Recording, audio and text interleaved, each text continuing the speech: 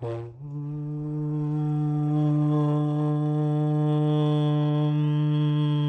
नमः सिद्धेभ्यः।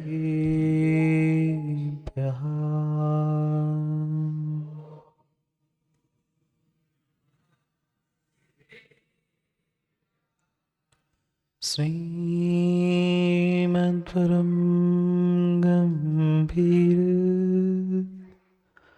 स्याद्वान्मोघलाञ्छनम् जियात्रैलोक्यनाथस्य शासनं जिनशासनम्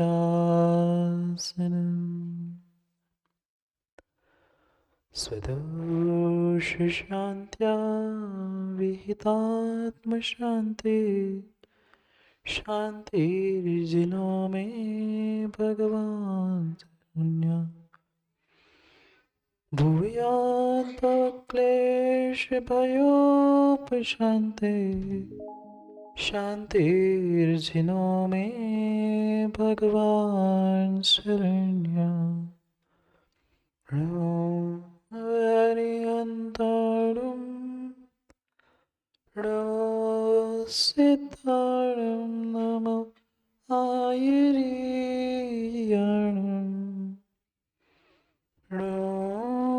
वत्सायाणं नमो लोवे सुविसारणम्।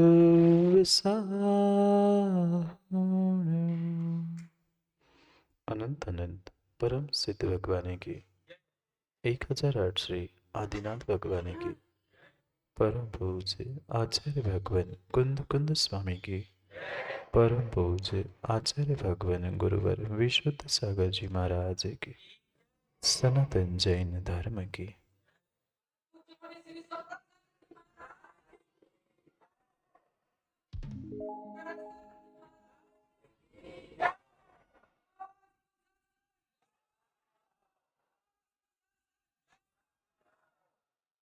अंतिम तीर्थेश वर्तमान स्वामी के शासन में हमसे विराजते और उनकी यह पावन पीयूष देशना हम सभी के लिए परम उपकारी। अनादिकाल से हमारी आत्मा में जो जन्म जरा और मृत्यु रूपी रोग लगे, उन रोगों का उपशमन करने वाली कोई परम औषधि है तो वह एकमात्र यह जिनवाणी। भव्य आत्मा, हर व्यक्ति शांति चाहता है। पैसे कमाने वाला भी, भीख मांगने वाला भी, पढ़ाई करने वाला भी और कुछ नहीं करने वाला भी, पर जितनी शांति वह चाहता है वह शांति प्राप्त नहीं कर पाता, क्योंकि उसने ये जाना ही नहीं है, पहचाना ही नहीं है कि शांति कहीं बाहर नहीं, अभी तो अपने पास है। आज तक व्यक्ति यही भूल करता आया कि जो स्वयं के पास है, जो स्वयं के पास है उसकी तो कीमत उसको कभी भी नहीं हुई, और जो स्वयं के पास नहीं है, स्वयं का नहीं है, उसको प्राप्त करने के पीछे वह अपने जीवन को और अपने आप को अशांत करता है। सुख, शांति, समृद्धि, सब कुछ माँ व्यक्ति के पास स्वयं की थी, पर वह दूसरे कार्यों में, दूसरे व्यक्तियों में, दूसरे स्थानों में सुख शांति खोजता रहा, इसलिए वह आज तक अशांत और दुखी रहा। ये भीतर की गहरी बात समझने की आवश्यकता है कि जितने जितने साधनों की हो, सामग्री की हो तलाश व्यक्ति ने बाहर की है, वह खोज, वह तलाश अगर अपने ही पास, अपने घर में करते तो शायद उसे दुख और अशांति का वेदन नहीं होता। आज की बात नहीं, कई भवों से व्यक्ति यही भूल करता आया, स्वयं के पास जो रकम थी, पैसा था, व्यक्ति उसका तो आनंद ले नहीं पाया। पर मैं इतना कमाऊं, कल मेरा इतना घाटा हो गया, मुझे ऐसा करना था, बेचारा ये सोचते सोचते वर्तमान का आनंद भी नहीं ले पाए। मात्र धन दौलत नहीं मां, प्रत्येक प्रत्येक संसार के लौकिक और पारलौकिक साधनों के साथ भी हमारे साथ यही समस्या फंसी रही। सब कुछ होने के बाद भी हमें कुछ भी नहीं मिला। क्या कमी है विदिशा वाले भैया? साधनों की कमी है? कुछ नहीं है। पर साधनों की कमी भी नहीं है, पर सुख शांति है? नहीं। इस संसार में अगर प्रत्येक जीव के पास किसी वस्तु की कमी है तो सुख और शांति की कमी। भटक रहा है, वो साधनों को खोज रहा है, निमित्तों को खोज रहा है, धन दौलत नाम शौहरत वस्त्र गहने अलंकार भोजन मां, इतने से सुख शांति नहीं मिलेगी। शांति कहीं मिलेगी तो शांतिनाथ भगवान जैसे प्रभु के चरणों में मिलेगी, अन्य कहीं शांति मिलेगी। क्यों आए इतनी ठंड में सभी? घर में मां काम नहीं था कि रोटी पूड़ी नहीं बनानी थी? भोजन तो बनाना था, बनते आया था, और आग जाके शायद फिर बनाना भी पड़ेगा। पर विश्वास मानना, वो साधन कितने भी जोड़ लेना, जो प्रभु के चरणों में शांति मिलती है, गुरु के चरणों में शांति मिलती है, वह संसार में कहीं शांति नहीं मिलती। क्या ये शांतिनाथ भगवान तुम्हें शांति निकाल के दे रहे? महेंद्र जी नायक, क्या वे शांतिनाथ भगवान आपको शांति बांट रहे हैं? क्यों? आज तो पाठशाला के बच्चों ने, बहनों ने पूजा की, क्या गुरुजी आपको शांति बांट रहे हैं? नहीं।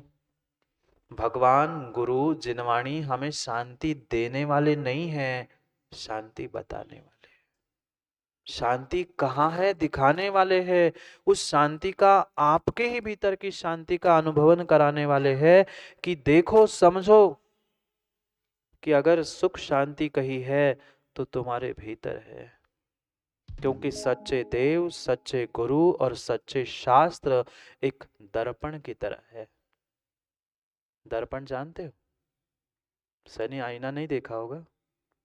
घर से बाहर निकलने के पहले लगभग सभी व्यक्ति, सभी चाहे छोटा हो बड़ा हो वृद्ध हो, बिना दर्पण में आईने में देखे घर से बाहर नहीं निकलता। कोई बालों को संवारता है, कोई गालों को, कोई वस्त्रों को, और सबको संवारते संवारते ये भूल जाता है कि दर्पण में दिखने वाला कौन था? जो दर्पण के सामने खड़ा था वो ही दर्पण में दिख रहा था। ये भगवान भी, ये गुरु भी, ये जिनवाणी भी हमें मात्र और मात्र उस समझदारी को सिखाने का प्रयास करती है कि समझ जाओ, मैं तो दर्पण हूं, एक सुख शांति का स्रोत कही है, सुख शांति की प्राप्ति करने का साधन कही है, तो तेरे ही भीतर है, अन्य कहीं भी वह सुख शांति नहीं है।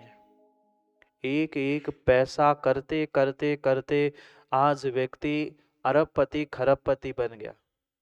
जोड़ लेना आनंद भाई, कितने भी पैसे जोड़ लेना, पर पैसे जोड़ने का जो आनंद नहीं है वह तुम्हारे पारसनाथ भगवान और यहाँ शांतिनाथ भगवान के पास बैठने का। क्यों? वे प्रतिपल प्रति समय तुम्हें बताते हैं, समझाते हैं कि जाग जाओ, और जब तक जागोगे नहीं तब तक सुबेरा नहीं है। सुबेरे हो गया क्या? आज सुबह हो गई? सुबह हो गई आज नवीन भाई? रोज होती है महाराज जी, सुबह तो रोज होती है, पर सुबह हो गई ये कब पता चलता है?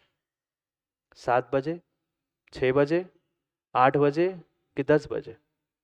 बहुत सारे युवाएं लकी सुबह हो गई है, सवेरा हो गया है, कितने बजे पता चलता है? हैं? बोलो ना। जब कंबल में और रजाई में चिमाए पड़े हैं तब पता चलता है सुबेरा हुआ? नहीं। जब उस चादर से निकलकर हम जागते हैं, उठते हैं और आंखें खोलकर देखते हैं, तब हमें पता चलता है कि सवेरा हो चुका है, सुबह हो चुकी है। जबकि सुबह तो 6:30-7 बजे हुई होती है। रोज सूर्योदय होते ही सवेरा हो जाता है, सुबह होती है। पर हमें कब पता चलता है? जब हम जागते हैं। इसीलिए तो कहा है, जब जागो, बोलो ना, जब जागो तब सवेरा। भले ही आज तक हम नहीं जाग पाए, आज तक हम नहीं समझ पाए, आज तक विषय, कसाय, भोग, वासना, इनकी चादर, इनके कंबल में हम चिमाए पड़े थे, पर अब भी जाग नहीं पाए, तो कोई कोई सूर्य देवता आके तुम्हें जगाने वाला नहीं है। सूर्य जगाएगा घर में आके? नहीं। वो तो अपने समय पे उदित होगा, अस्त होगा, पुनः आएगा, पुनः जाएगा। उठना नहीं उठना मेरे ऊपर है। ऐसे ही भगवान है, गुरु है, जिनवाणी है, वे परिपूर्ण रूप से हमें जगा रहे, बता रहे हैं कि अगर अगर संसार में तुम्हें सुख शांति चाहिए, थोड़ा सा भी आनंद चाहिए, तो अपने आप को जगाओ, अपने श्रद्धा को जगाओ। सब साधन हमारे पास है। पंचम काल में अगर कमी किसी की है गोल्ड की, हमारे पास तो गुरु जी की भी कमी नहीं है।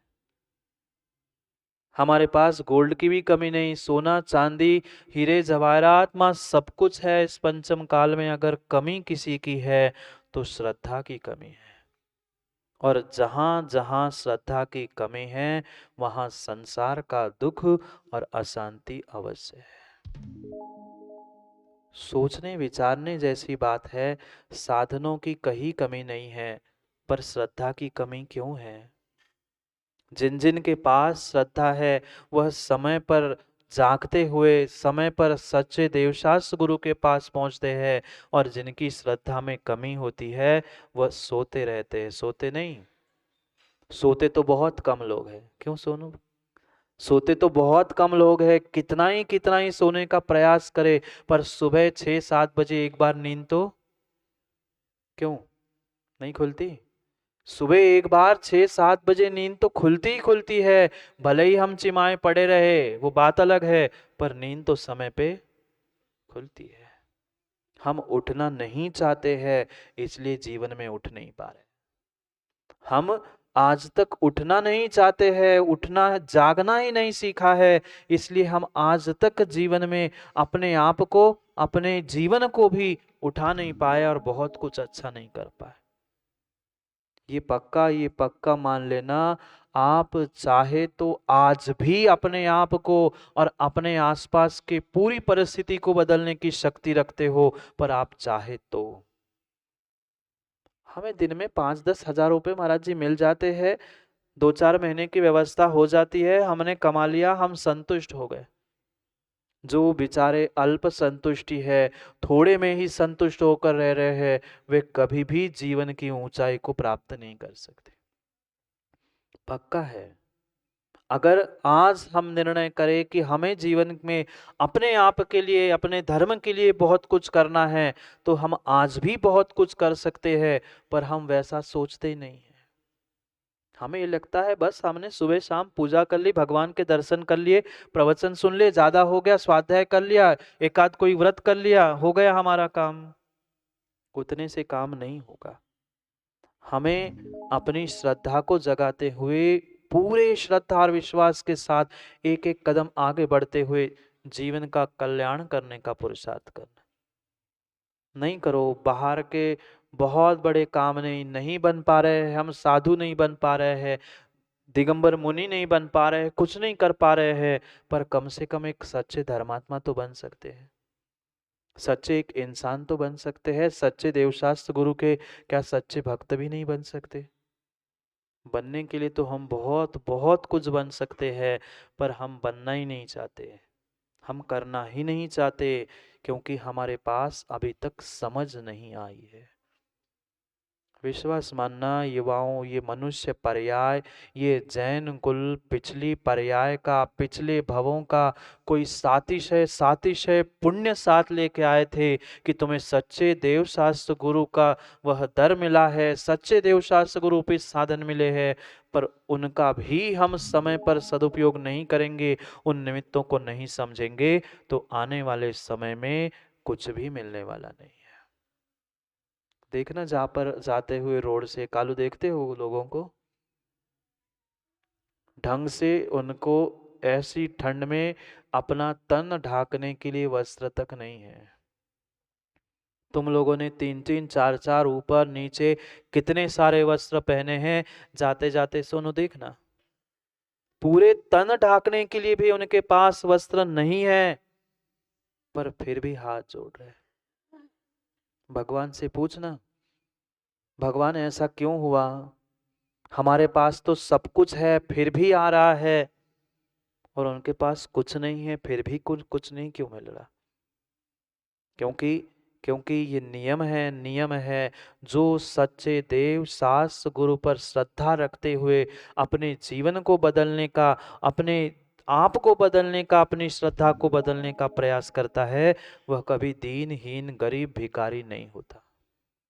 आज जितने भी दीनहीन गरीब भिखारी दरिद्रित मिल रहे हैं, ये पक्का मान लेना, कहीं ना कहीं पप्पू भाई तुमने गड़बड़ की थी, इस कारण से आज तुम दुखी हो।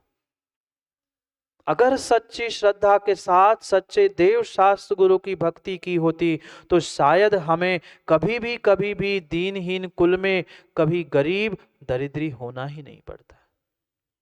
आज जितने भी ये बेचारे गरीब दिख रहे हैं ना, उनसे भले ही वे जाने नहीं जाने, पर भगवान भी बोले नहीं बोले, ये आगम का जिनवाणी का रहस्य समझना होगा। जिनको सच्चे देव शास्त्र गुरु पर श्रद्धा नहीं थी, वे ही जीवन में कभी भी उन्नति को प्राप्त नहीं करते। और माना कि वे किसी अन्य स्थान में भी है, पर फिर भी उनके पास बहुत कुछ मिल दिख रहा है आनंद भाई, मतलब उनने पिछली पर्याय में कहीं ना कहीं सच्चे देवशास्त्र गुरु की आराधना की थी। हमें सब कुछ मिलने पर भी हम सच्चे देवशास्त्र गुरु को पहचान नहीं पा रहे हैं, उनकी आराधना, उनकी भक्ति, उनके उस संलग्न होने का पुरुषार्थ नहीं कर पा रहे हैं, तो विश्वास मानना अगली पर्याय वैसी ही मिलेगी। जाते जाते देख लेना, जाते जाते रोड के किनारे जितने लोग हैं, माताओं आज तो आप सब देख के ही जाना, सब लोग देखते हुए जाना क्या स्थिति है। और अगर आज आप अपने आप को, अपने बच्चों को, अपने युवा पीढ़ी को और अपने समाज परिवार को सच्चा मार्गदर्शन करते हुए देवशास्त्र गुरु से जोड़ नहीं पा रहे हो, तो पक्का मानना अगली पर्याय वैसी ही मिलेगी। फिर किसी गुरु से, किसी भगवान से, किसी जिनवाणी से लड़ने मत पहुंच जाना, हमारे साथ ऐसा क्यों हुआ, ये क्यों हुआ। कोई तुम्हारे साथ कुछ नहीं करता, तुम्हारा स्वयं का पुण्य पाप, तुमने किया हुआ देव शास्त्र गुरु की आराधना, भक्ति, पूजा आदि ही तुम्हारे लिए फलीभूत होगी। क्योंकि ये जो कुछ भी मिला है पिछली पर्याय की तपस्या, पिछली पर्याय की साधना और आराधना का प्रतिफल है। और आज साधना आराधना नहीं करोगे तो आने वाले समय में फिर दीनहीन और दरिद्री कुल में जन्मना पड़ेगा। आप सभी होना चाहते हैं ना नगर सेठ? शांतिनाथ भगवान के चरणों में शांति कुमार बैठे हैं। सोचो, विचार करो, थोड़ा सा विचार करो, अगर उस कुलहीन और दरिद्री पर्याय में नहीं पहुंचना है, तो आज हमें समय को समझना होगा।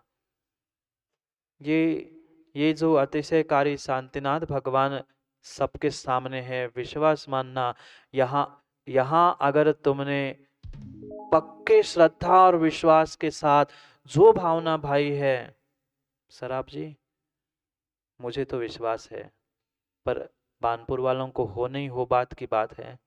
क्योंकि ऐसे कहते हैं ना, कहावत है घर की, अब मैं आगे का नहीं कहना चाहता हूँ, वो अच्छा नहीं है, पर ऐसी कहावत है, घर की जो वस्तु होती है उसकी कीमत नहीं होती। हमें फ्री में मिला है भगवान, करते रहेंगे। अध्यक्ष जी, मंत्री जी और कमेटी की व्यवस्था है, अभिषेक करना, व्यवस्था बनाना, उनकी व्यवस्था वे जाने, उनको तो उनका पुण्य पाप सब मिल रहा है। पर विश्वास मानना, तुम रोज यहाँ आके मात्र कुछ मत करो। मैं युवाओं से विशेष करके कहना चाहता हूँ, कुछ भी मत करो, मात्र एक बार आके शांतिनाथ भगवान का चरणों का ही सही अभिषेक करके चले जाना। एक बार धोती दुपट्टा पहनकर भगवान के चरण स्पर्श कर जाना। जिस दिन तुम चरण स्पर्श करके काम करने भी जाओगे, देख लेना शांति कुमार जी, 1 की जगह 10 लाख का फायदा हो।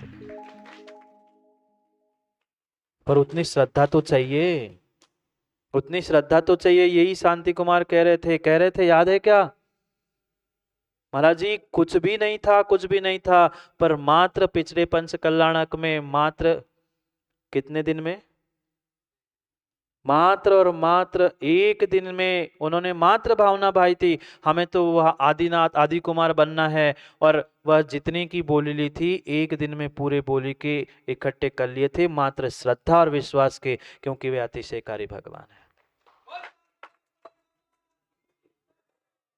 क्या नायक जी दिन नहीं बदले?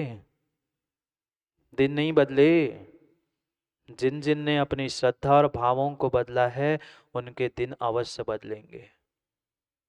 पर क्या करें, हमें हमें वो श्रद्धा, हमें वो विश्वास ही नहीं है। हम सोचते हैं हम दिन रात मेहनत करेंगे, दिन रात दुकान चलाएंगे तो पैसे आएंगे, धन आएंगे। बिल्कुल नहीं। उन पुद्गल के टुकड़ों के पीछे मत दौड़ो, पुद्गल के टुकड़ों के पीछे मत दौड़ो, पुण्य के पीछे भी मत दौड़ो। ये जो पुण्य को और सभी साधनों को देने वाले चुंबक है, उस चुंबक को पकड़ लो, लोहा तो अपने आप आपके पास आ जाएगा, पुण्य भी और धन दौलत भी अपने आप आ जाएगा। पर उतनी श्रद्धा और विश्वास के साथ हमें करना चाहिए। अभी तक तो किया, मात्र अब महाराज कहते थे इसलिए करते रहे। ठंड तो सोनू भाई आज है, कल भी रहेगी, और ये मौसम तो बदलता रहेगा, पर अपने आप को अगर बदलना है और थोड़ी सी भी जीवन में बदलाव चाहते हो, थोड़े से दुखों से छूटना चाहते हो, तो विश्वास मानना, यहाँ जो भी आएगा कभी खाली नहीं जाएगा, जा ही नहीं सकता। सम्यक दृष्टि सच्चे देवशास्त्र गुरु के पास से कभी खाली जाता ही नहीं है।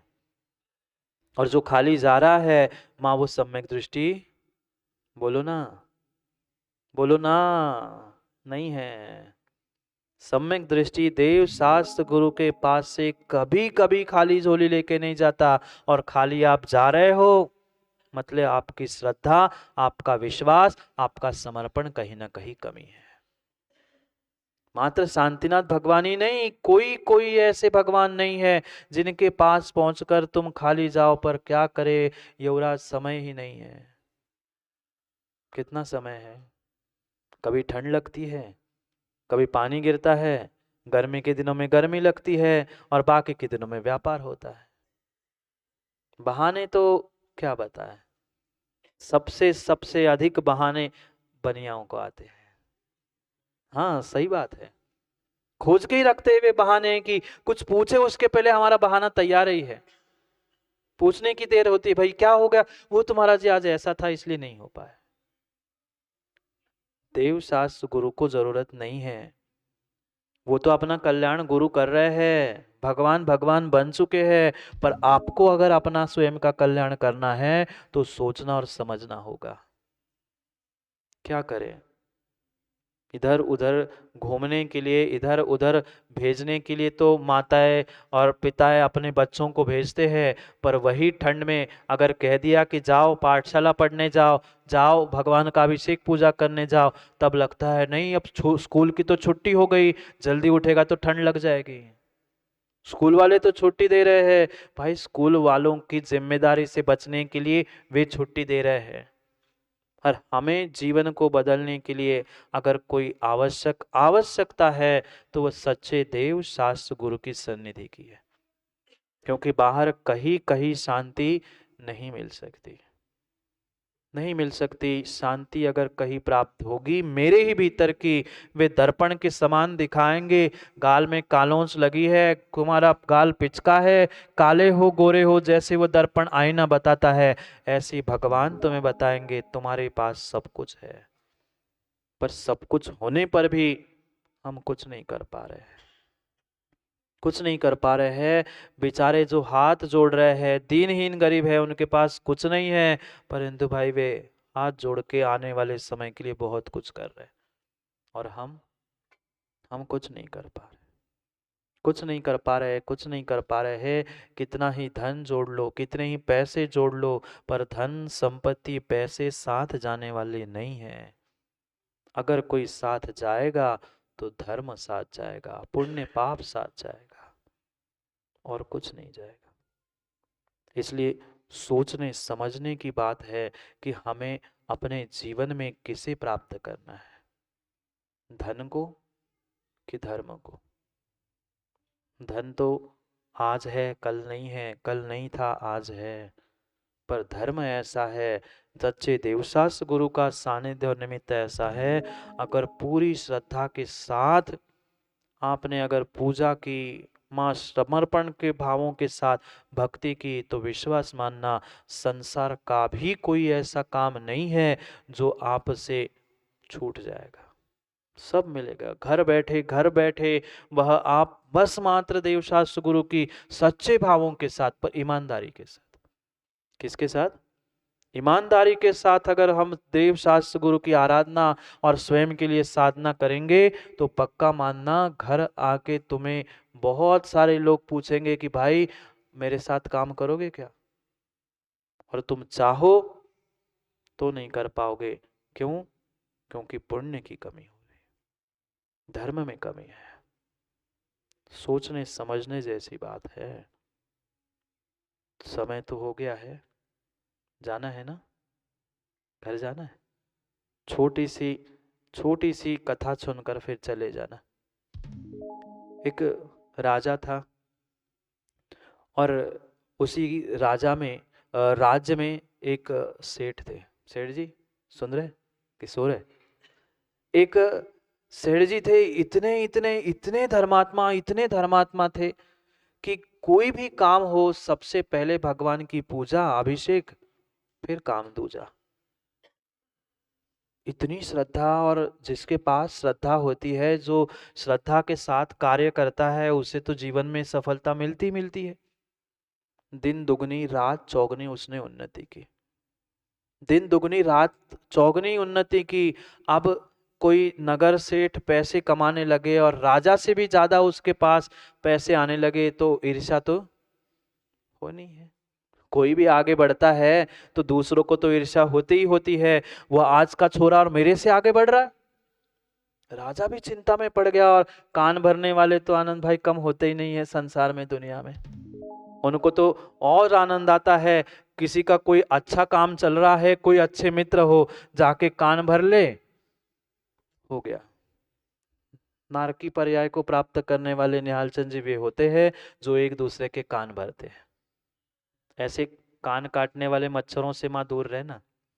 हाँ, मच्छर तो मात्र शरीर में काटता है, एक आध छोटा सी फोड़ा फुंसी हो जाती है, पर कान काटने वालों से जीवन बर्बाद हो जाता है। वे कैसे कानों के हल्के होते, किसी की भी बातों में आ जाते हैं। मंत्रियों ने कान भर लिए राजा के कि राजन इस सेठ को नगर से निकाल दो, नहीं तो पता चला कि आपसे अमीर हो जाएगा और आपको जीत लेगा, और आपसे। अब कान भरने वाले को क्या है, कुछ भी कान भर दे, और सुनने वाला भी कितने कमजोर कान का और कम चरित्र का कि उसने भी बात मान ली। नगर सेठ नगर ही सेठ होता है, कितने भी पैसे वाला हो, राजा तो राजा ही होता है।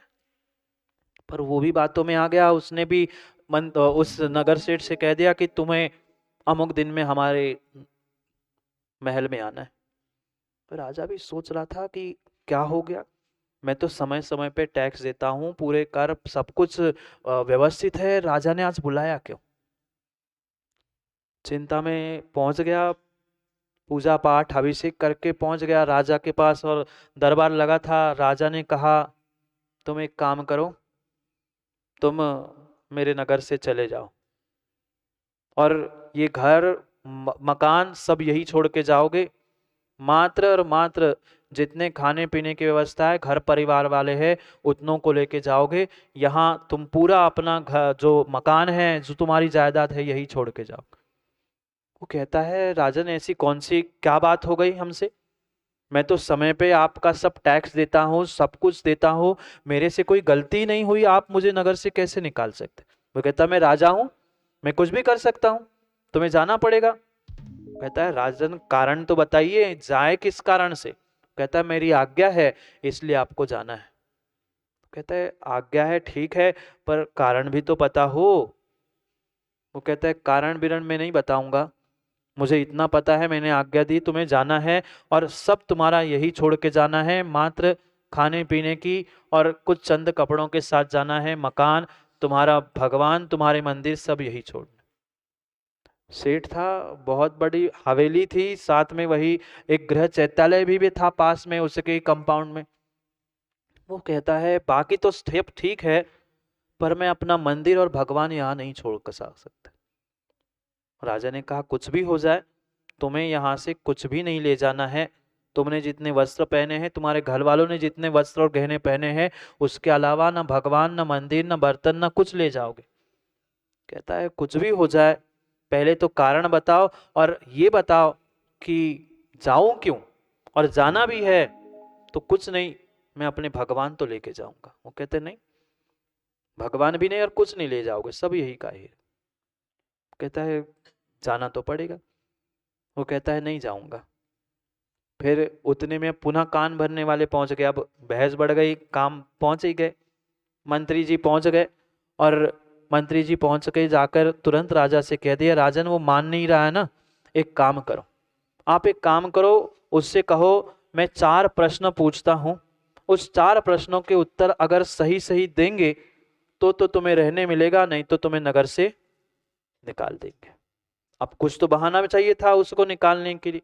राजा सोच रहा था कि मैं पूछ लूंगा ऐसे कठिन प्रश्न जिसका उत्तर ही नहीं दे पाए। राजा ने पूछा उस सेठ से, बताओ पहला मेरा प्रश्न है कि ऐसा कौन है और ऐसा क्या है जो यहां है पर वहां नहीं? राजा ने पूछा सेठ से, यहां है पर वहां नहीं। वो चुप हो गया, शांत हो गया। उसने कहा ठीक है, पहले का नहीं आ रहा तो दूसरा प्रश्न पूछो, दूसरा प्रश्न तो बताओ। अब अचानक किसी से कोई बात पूछे और जिससे कहा है पहले घर से निकल जाओ, शहर से निकल जाओ, उसका तो वैसे दिमाग काम नहीं करता। राजा ने दूसरा प्रश्न पूछा, पहला प्रश्न पूछा था यहां है वहां नहीं, सुन रहे ना कि सो रहे? यहां है वहां नहीं है। दूसरा प्रश्न कहा पूछा, ये बताओ आप बहुत ज्ञानी हैं, आप बहुत धर्मात्मा हैं, आप बहुत पढ़ते हो, मैंने सुना बहुत ग्रंथों का अध्ययन आपने किया है, तो उत्तर दो, दूसरे प्रश्न का दो, पहला नहीं आया तो कोई बात नहीं। यहां है, पहला पूछा था यहां है वहां नहीं है। वो कहता है दूसरा है प्रश्न कि यहां भी नहीं है और वहां भी नहीं है। अब वो तो विचार में पड़ गया कि भाई क्या बात है, क्या है और क्या नहीं है। राजन कहता है पर जल्दी से उत्तर दो, नहीं तो सोच लो फिर तुम्हें जाना पड़ेगा। मंत्री कहता है राजन अभी तो 2 और प्रश्न है, दोनों पूछ लो। तीसरा प्रश्न पूछा, पहला क्या पूछा था मां? यहां है वहां नहीं है। दूसरा प्रश्न पूछा, ना यहां है ना वहां है।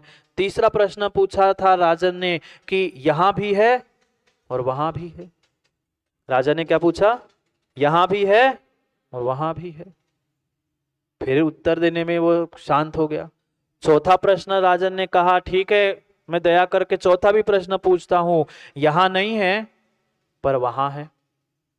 पहली तो बात सेठ को यही नहीं समझ में आया, कहाँ है और कहाँ नहीं है। घर की बात कर रहे, दुकान की बात कर रहे, व्यापार की, कि कहाँ की बात कर रहे, कुछ समझे ही नहीं। बेचारा चिंता में पड़ गया, टेंशन में आ गया और रोने सी सूरत बना के बैठ गया। राजन कहता है सोच लो, जल्दी से उत्तर दो। वो सेठ कहता है राजन ऐसा थोड़ी होता है, कुछ प्रश्न कुछ काम कहने पर समय भी देना पड़ता है। एक काम करो, मैं उत्तर मुझे सोचने के लिए थोड़ा सा समय, थोड़ी अवधि, थोड़ा काल तो दो। राजा ने तुरंत मंत्री को देखा और मंत्री ने कहा ठीक है दे दो।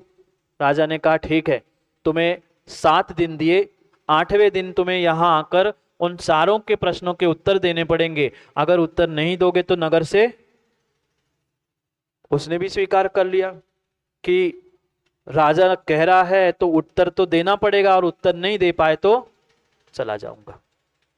घर चला गया। घर जाके अब किसी से इतनी बड़ी बात कह दी हो, तुम्हें प्रश्नों के उत्तर देना और नगर छोड़ के जाना है, तो वो तो चिंता में होगा ही होगा। घर जाके वो जाके अपने पलंग पे बैठा और अंदर से सेठानी आकर पूछने लगी, सेठ जी क्या हुआ, आज उदास से दिख रहे हैं। नहीं पूछते ना, पूछ लिया, पर अब सही सही बताता कौन है। पहली बार पूछने पे कोई नहीं बताता। उसने भी कहा कुछ नहीं कुछ नहीं, वो तो ऐसा है ऐसा, इधर उधर की बातें की। पर सेठानी समझदार थी, वो भी धर्मात्मा थी, उसने पहचान लिया कि सेठ जी आप बता नहीं रहे हो, कुछ ना कुछ बात जरूर है, आप बताओ सही क्या हुआ। मैंने सुना आप राजा के पास गए थे, राजा ने बुलाया था, क्या हुआ। सेठानी कहती हाँ राजा ने बुलाया तो था, फिर राजा ने कहा है 4 प्रश्न है, इन 4 प्रश्नों का उत्तर अगर 7 दिन में नहीं दोगे तो तुम्हें नगर से जाना पड़ेगा और भगवान मंदिर सब छोड़ के जाना पड़ेगा। वो सेठानी पूछती है ऐसे कौन से भारी प्रश्न पूछे राजा ने कि तुम उत्तर देने में समर्थ नहीं रहे, तुम तो ज्ञानी थे, स्वाध्यायी थे। वो सेठ जी कहता है मैं तो निरुत्तर हो गया, मेरे पास उत्तर ही नहीं थे। सेठानी कहती है प्रश्न तो बताओ, हो सकता है मुझे आ जाए या किसी को आते हो, अपन कुछ हल करें। सेठ ने वो पूरे प्रश्न बताए, 4 प्रश्न जैसे ही बताया, यहाँ है वहां नहीं, यहाँ नहीं यहाँ वह। सेठानी तो सुन लिया और 2 मिनट में ही सेठानी कह पड़ी इतने आसान, ये तो मैं अभी उत्तर देती। वो खुश हो गया, तुम्हें उत्तर आते। हाँ। वो कहता है चलो फिर। सेठानी कहती नहीं, बिल्कुल नहीं, अभी नहीं, 7 दिन मिले ना, 7 दिन शांति से रहो, 8वें दिन में मैं देख लूंगी, तुम्हारी टेंशन नहीं है, तुम्हें कहीं नहीं जाना पड़ेगा, तुम शांति से सुन लो, शांति से भगवान की पूजा करो, 8वें दिन चलेंगे। 8वां दिन आया, 8वें दिन दोनों पहुंचे और पुनः सेठ से पूछा राजा ने, राजन बताओ कि उत्तर क्या है, तुम उत्तर दे आए कि नहीं तो जाने की तैयारी करो। सेठानी ने पहले ही सिखा के भेजा था, बहुत बार भेजते ना माँ, सेठ को पहले से सिखा के भेजा था सेठानी ने कि तुम उत्तर नहीं देना, वो प्रश्न पूछे तो कहना मेरा ये प्रश्न का उत्तर तो सेठानी देगी, ऐसे छोटे प्रश्न का उत्तर मैं नहीं देता। उसने सेठानी को आगे किया और कह दिया कि सेठानी से पूछो, मैं नहीं ऐसे फालतू प्रश्न के उत्तर मैं नहीं देता, मेरी सेठानी दे देगी। सेठानी से पूछा राजन ने, बताओ पहला प्रश्न था मेरा कि यहाँ है वहां नहीं है, यहाँ है वहां नहीं है, ऐसा कौन है और ऐसा क्या है। सेठानी ने तुरंत तड़ाके से उत्तर दे दिया, इसका उत्तर है राजन आप। तो कहता है क्या, हाँ इसका उत्तर है आप, यहां है पर वहां नहीं है। मतलब यहां तो तुम्हारे पास बहुत धन दौलत संपत्ति पिछले का पर्याय के पुण्य के निमित्त से आज पुण्य है, पर आप धर्म नहीं कर रहे हो, धर्मात्मा को परेशान कर रहे हो, इसलिए अगले पर्याय में आपके पास कुछ भी रहने वाला नहीं है। कौन, राजा से कह दिया इस पर्याय में तुम्हारे पास धर्म नहीं है, पुण्य नहीं है, अभी तो है पिछले पर्याय का, पर इस पर्याय में होने पर अगले में नहीं है, तो तुम्हारे पास कुछ भी नहीं है। दूसरा प्रश्न कह दो। मंत्री ने इशारा कर दिया, ठीक है, बहुत बहुत अपने आप को ज्ञानी मानती है, दूसरे प्रश्न का उत्तर दे दे। दूसरा प्रश्न था ना यहां है ना वहां है। साथ में एक भिखारी को लेके आई थी, साथ में एक भिखारी को लेके आई थी और उसको कहा दूसरे प्रश्न का उत्तर राजन आपका ये है, ना यहाँ है ना वहां है, ना पिछली पर्याय में उसने धर्म किया था, ना इस पर्याय में है, ना आने वाली पर्याय में उसके पास कुछ आएगा। राजा ने एक एक उत्तर सुनते सुनते निरुत्तर होता गया। तीसरे प्रश्न का पुनः पूछा कि बताओ ऐसा कौन और ऐसा क्या है जो यहां है, यहां भी नहीं है वहां भी नहीं है, हो गया यहां है वहां नहीं है, हो गया अब यहां नहीं है वहां है, ऐसा क्या है, ऐसा कौन है। अब बस सेठानी उस तीसरे प्रश्न पर विचार करते हुए कहने लगी कि राजन मैंने पहले प्रश्न का तो उत्तर दे दिया जो कि आप हो, यहां है पर वहां कुछ भी नहीं है। दूसरे प्रश्न का भी उत्तर मैंने दे दिया, यहां भी नहीं है वहां भी नहीं है, वो भिखारी है। ऐसा कौन है क्या है जो यहां कुछ नहीं दिख रहा उनके पास पर वहां सब कुछ है। राजा ने सेठानी ने एक दिगंबर मुनिराज का फोटो साथ में ले गई थी और सामने करके कहती है आज इनके पास धन दौलत आदि कुछ नहीं दिख रही तुम्हें, पर उनके पास धर्म और पुण्य ऐसा है कि अगली पर्याय में वह स्वर्ग में या और कई स्थानों में पहुंचकर बड़े स्थानों को प्राप्त करेंगे। इसलिए उनके पास आज नहीं है पर कल है, यहां नहीं है पर वहां है। राजा पुनः निरुत्तर हो गया, क्योंकि आंखों से मंत्री से इशारे चल रहे थे। मंत्री हाँ कहता गया और राजा मानता गया। चौथे प्रश्न का उत्तर पूछा, चौथा प्रश्न का उत्तर क्या है जो यहां भी है और वहां भी है।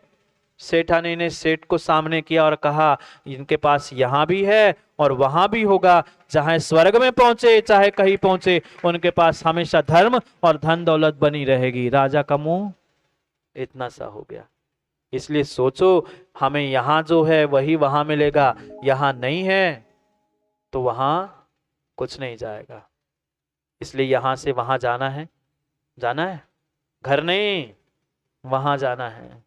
घर तो जाना ही है यहां से सबको, पर वहां भी खाली हाथ, यहां से खाली हाथ जाओगे तो घर में क्या जीवन भर खाली हाथ रहोगे। इसलिए यही भर के चले जाओ। जितना जितना देवशास्त्र गुरु के पास से हम भर ले, उतना ही आने वाले जीवन में तुम्हें निकालने का और प्राप्त करने का समय मिलेगा। समय बहुत हो गया, क्या करे, ठंड के दिन है तो लेट तो होते ही, और फिर मामा बारात तो पहुंचते ही है अंतों तक। अभी अंतों के बहुत समय है, समय तक सब समय को पहुंचना है।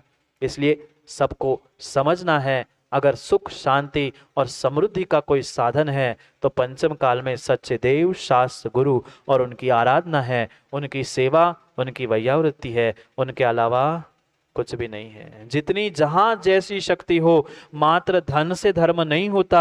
हमारी श्रद्धा, हमारे समर्पण और हमारे भावों से धर्म होता है। ये धन तो उस धर्म के निमित्त से मिला हुआ है, धन भिन्न विषय है। अगर श्रद्धा समर्पण नहीं है तो वह धन भी साथ छोड़ जाएगा।